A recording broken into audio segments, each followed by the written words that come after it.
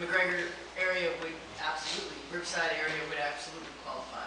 All right. If they chose to move forward. Thank you. Councilmember Starting. Thank you, Mayor. I appreciate my colleague's amendment proposed. I think it's something that we should consider and have the conversation from someone that was very involved in the historic district's establishment in our term and the many conversations we had. I just caution everyone that we have the predictability and continue with folks understanding that what the expectations are when they make these investments. Because from a real estate perspective, you have to have predictability. And so I caution my colleagues that while it's an opportunity, just be very deliberate in understanding that the changes in this ordinance could impact the one sole investment of individuals across our city.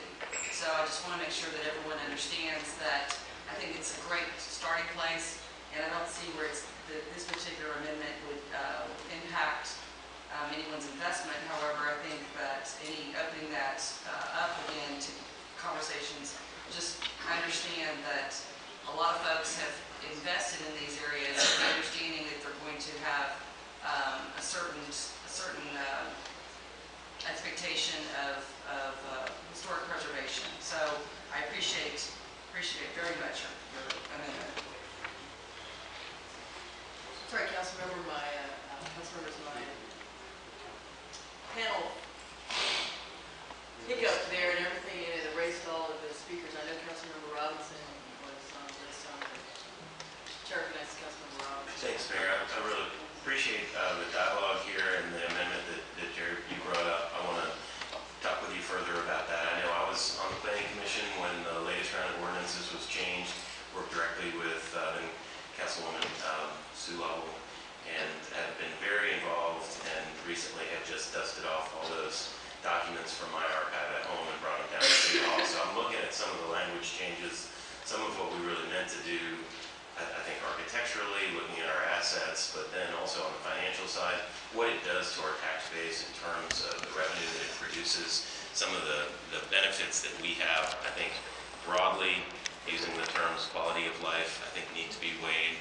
Councilmember Pennington hit the head of the nail there with the value, the overall value of remembering our past, preserving that heritage in Houston. So I'm eager to embrace any concerns that we've got at the table, thinking about how we can make this a multiplier as opposed to something that is really a cost to the citizens. So eager to be in dialogue with any of my colleagues. If there were council members who had not yet spoken that weren't on the list, going to get Councilmember Cohen. Thank you, Mayor. Since a number of the issues that we're talking about are in my district, I just wanted to respond and add my voice to Councilmember Robinson's, and to point out that one of the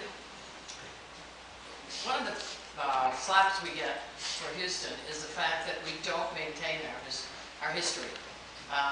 We tear down and put up parking lots, and we put up some very, very attractive buildings. We do a lot to enhance where we are, and that is the fourth largest city in the United States with what arguably can be considered the greatest economy right now in this country. But the fact of the matter is, if we don't keep history, we really don't preserve that which tells people where we came from and what we're doing.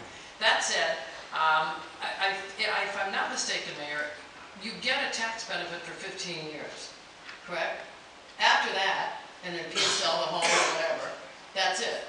So whoever buys that house, and one can only imagine that the appreciation value of the house would have gone up considerably, the city will then, of course, get the tax benefit. So to some extent, we're talking about 15 years, which one can argue is a considerable amount of time, but still, at 15 years, I think we're okay.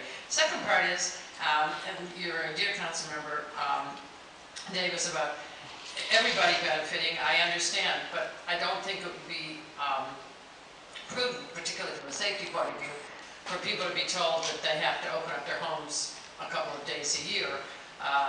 If people want to do that, and some people do, and they do it for other festivals and garden festivals, and that's up to them. But boy, that's a tricky operation. So I think we're on the right track. I think that it's important to reevaluate what we do have and to fix some of the things that are questionable. But I support where we are in this issue. Thank you.